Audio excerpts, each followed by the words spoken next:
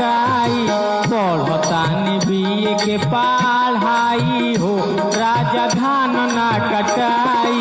हसुआ न हमके धराई हो राजा धान ना कटाई हसुआ न हमके धराई हो हमसे धान ना कटाई पढ़तानी बीए के पढ़ाई हो राजा धान ना कटाई पढ़तानी बीए के पढ़ाई हो राजा धान ना कटाई।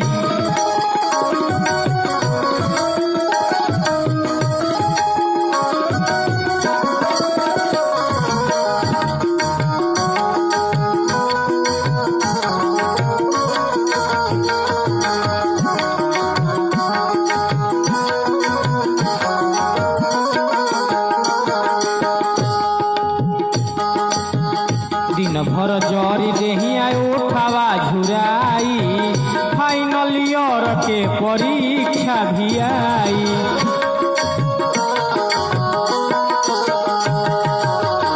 दिन भर जरी देहिया उठावा झुराई फाइनल ईयर के परीक्षा भी आई। और का कहताड़ी